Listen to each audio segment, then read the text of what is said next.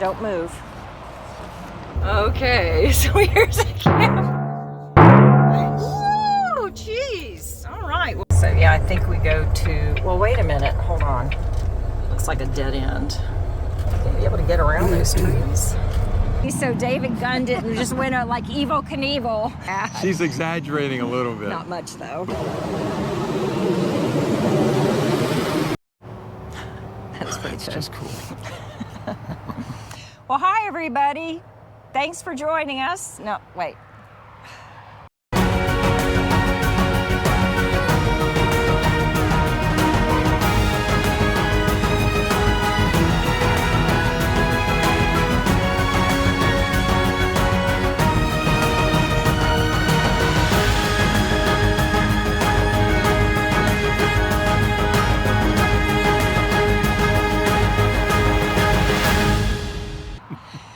Everybody, and thanks for joining us.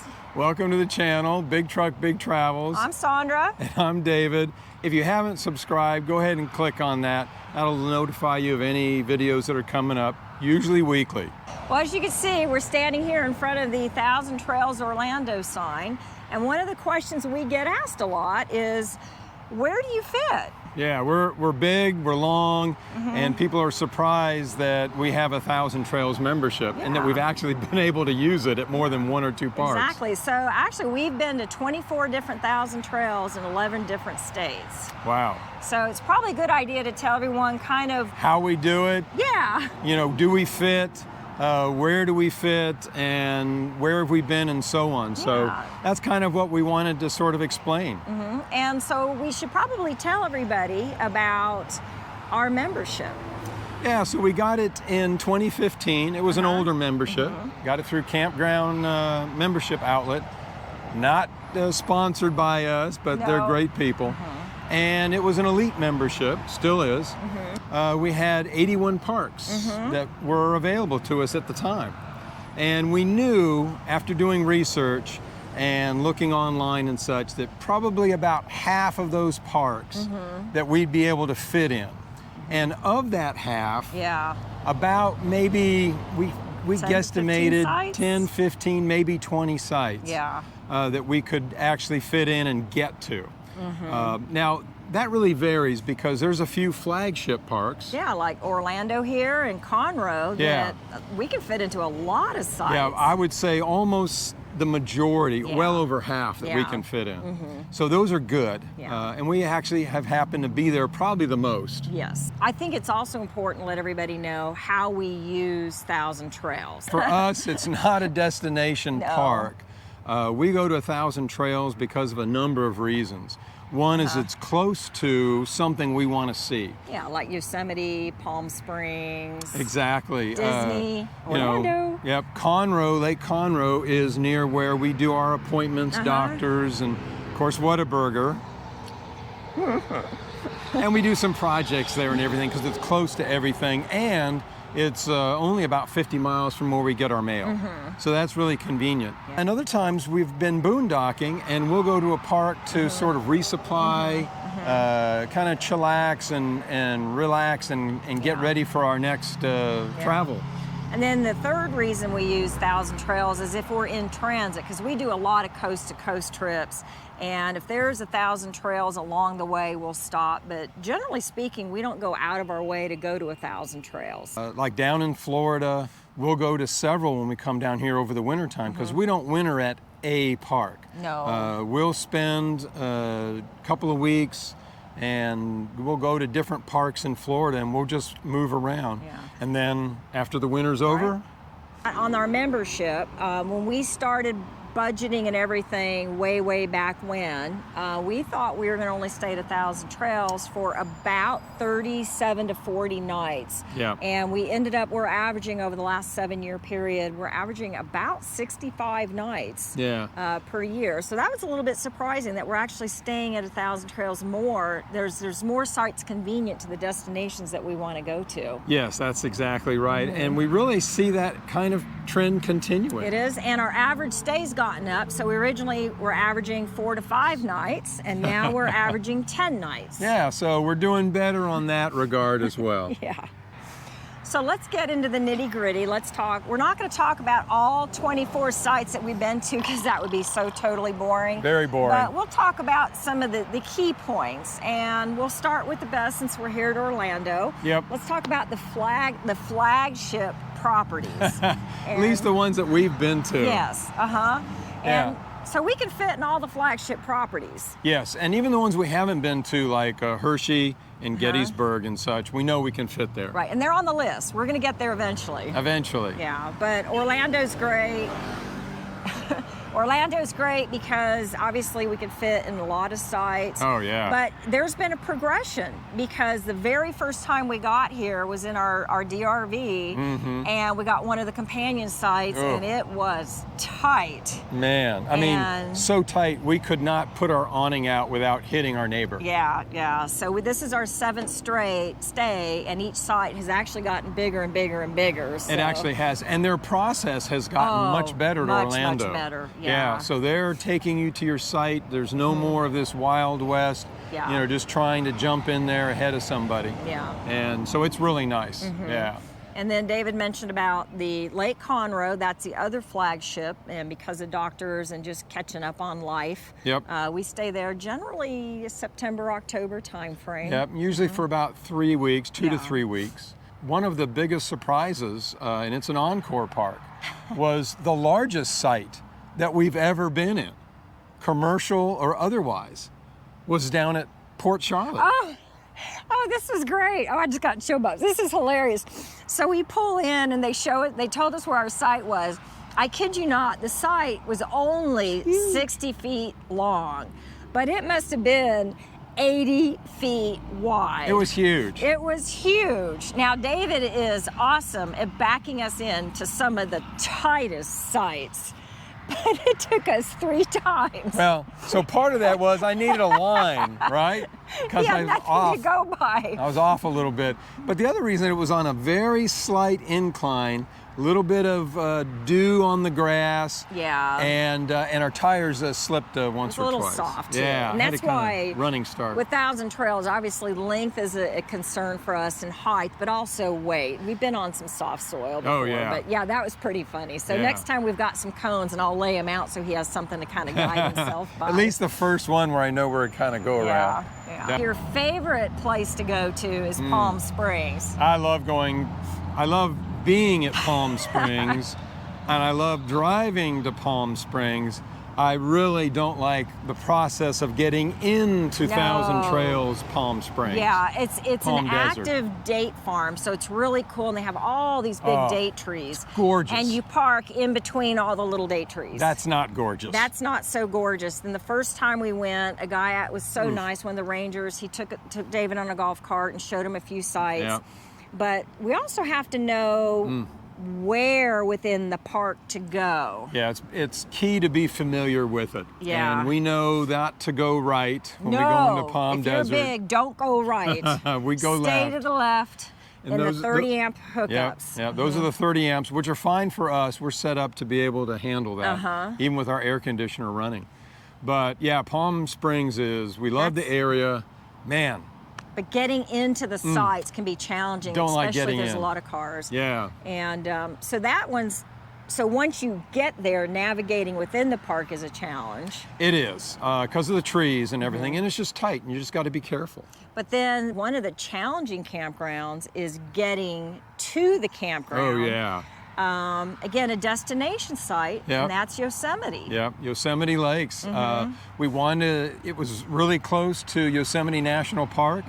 This was during COVID, and we went. But man, we had to go up New Priest Grade Road. Yeah.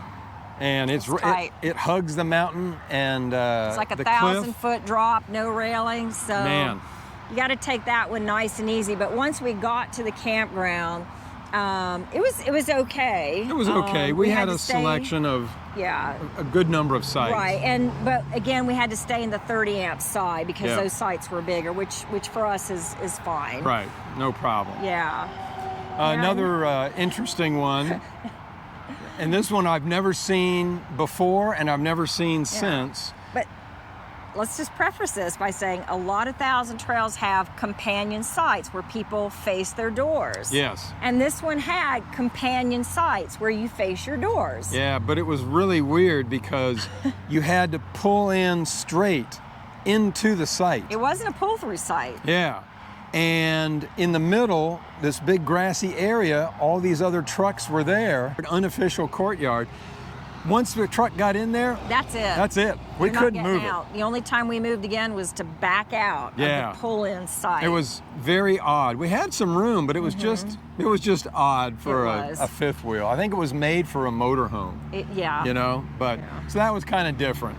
That was. Yeah. And then the other one that comes to mind is the one in California where we went up this hill and came down a really curvy road. Oh yeah, San Benito. Yeah, San Benito. That was during COVID. Yeah. And we had the entire campground to ourselves. We did, but getting to it, that road was so curvy that the drive, just getting to the campground itself, it wasn't a state road. It was their the drive. driveway. And it was like, what's that road in San Francisco? Oh, Lombard Street. Lombard Street, yeah. So you had to do this action just to get into the driveway. It's a good thing no one was coming up the road. Yeah. So it was very interesting. And the then, other challenge, yeah, not only getting to the campground, but getting to the site. So you had the general camping area where all the amenities are. Then you had to go into the campsite area, and we had to go through this little tiny narrow bridge. It kind of freaked us out when we saw it from a distance because it didn't look like, we knew it was wide enough. Yeah. But man, it sure didn't look it. Yeah, we were wondering, are we going to be too heavy? It was tight. It was tight. Interesting. Oh, and the other thing though I forgot was that we went to that one not only because it was within driving distance of Monterey and strawberries in that area. And some of the wineries. And the wineries, which were awesome, but of course, California. But it was also close to Pinnacles National Park. Right. That's why we went there, was because of Pinnacles. Yeah, that was the original reason. Yeah, condors. And what was really kind of cool is because of COVID, they had closed down that park. We actually got about 4 days in Pinnacles. And so we actually had some spots that we could camp in Pinnacles National Park at that campground. Yeah, that was cool. Yeah, so there's been a few actually national parks that we fit in too. So segue. Just So yes, we can fit in Thousand Trails and national parks. Exactly. So speaking of California, we spent a lot of time in California. We really love California. It's a great place to visit. Yes. So San Diego, love San Diego. Neat area. My preference is always to be within a 20-minute drive, but we stretch it a little bit when we go to Pio Pico. Yeah, in Jamul, California. Gorgeous, sort of in a little valley in the mountains. Right next to the border. Yeah, so you feel safe because you've got Border Patrol flying and driving daily. So it's great campground. Oh yeah, one of the safest ones you'll be at. And we've been there several times. First time was during COVID. Yep. And they have 2 campgrounds, and I always get them mixed up. Yeah, the north and the south. So the south is full hookups. They used to do a lottery. They don't do that any longer, which is a good thing. But it's still first come, first serve. And the north side then is the non-full hookups. Some are 50 amp. They're upgrading some of those sites. Most are 30 amp. A lot of residents on that side too. So you just find a spot and can park it. But they're tight. They're a little tight. They're tight, and they're the companion sites again. Yeah, some of those are, and they're improving. So some of them were able to fit, and they're not quite companions, but most are. Right. And then the second time we went over to the other side because all the full hookup sites were occupied. Yep. But then they just renovated a whole new section and went from 30 amps to 50 amps, but still water, electric, no sewer. Yeah, but that was pretty nice because we scored a really nice site. Yeah. So got to be lucky sometimes. Timing is everything. Exactly. Yeah. And speaking of timing, park hoppers. A lot of people down here in Florida like to do the park hopping between Orlando, Wauchula, and Wildwood. And we've stayed at all 3. Wildwood's pretty tight. Yeah, it is. Nice park. great people. The other third really popular site here is the Wauchula Peace River. Yeah, I mean, you either love Peace River or you hate Peace River, Yeah. and it's unique because the upper part of Peace River is always dry, and it's nice. It's closer to the road, but it's a nice park. But it's not a well-traveled road. Not well-traveled, no. Yeah. And you're on the Peace River. The lower section is closer to the river. It tends to get flooded. Floods. We have no hopes of getting in there because we'd never get out. No, we'd get stuck. We would sink probably 10 feet into the mud. Easily. Yeah, so Easily. we stay out of there. We always ask to be on the partial hookup, the 30 amp, Yep. water electric only. Those tend to be the larger sites for us, and we're fine with that. I'll just put everything in the truck, and I'll go dump and then Yeah. come back. So it's no big deal. But it's a neat campground. It is. We like it's it. pretty.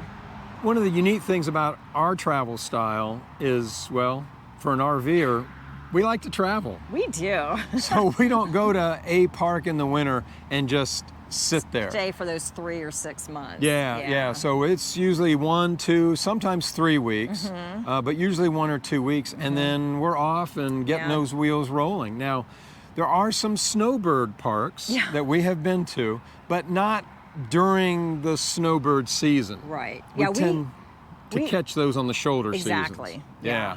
And that also helps us because they're a little tighter. We can still fit, but it's easier if there's no one else in the park. Yeah, like down in the Rio Grande. What was the name of that? Oh yeah, Sunshine. Sunshine RV RV park, Park. yeah. Again, this was right after COVID. Yeah.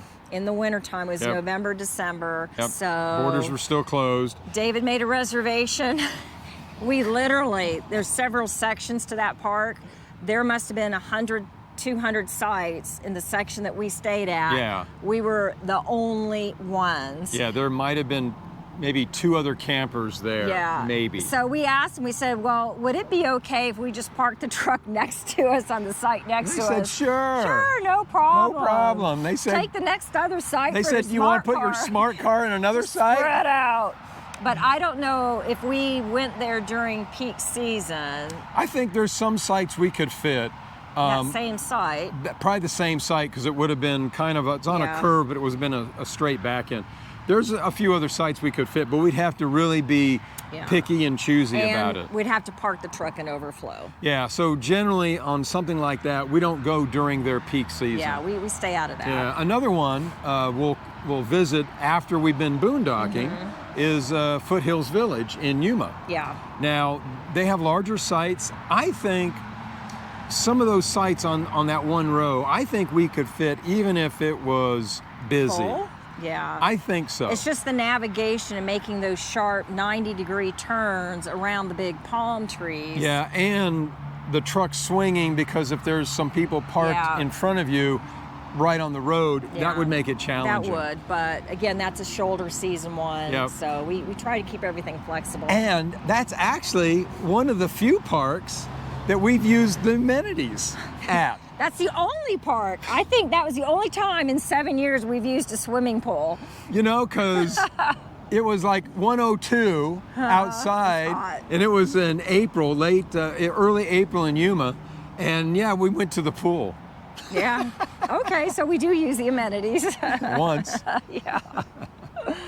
No, we've been to Cottonwood, Yeah. Verde Valley, and it was nice, and we had room, but it was a tight fit. It was. Getting around, Yeah. very tight. And Palm Springs, that's really tight. well, that's depending on- always tight. It's always tight. yeah, even with no one there, because of the trees, it's tight. Yeah, and then we'd mentioned Wildwood earlier. Again, we can, if we had a helicopter just to drop us in, we'd be okay, but it's just the navigation within the site. And I actually track that on a tracker. I have getting to the campground and navigating within the campground, so we rate them all. Yeah. So that can be a bit of a challenge as well. Yeah, and then one that was recent here, Grandy Creek up in Concrete, Washington. Really, actually a nice park, a nice area. It was snug. Yeah, I mean, you're in the woods. It's gorgeous, but wow. I mean, It's snug.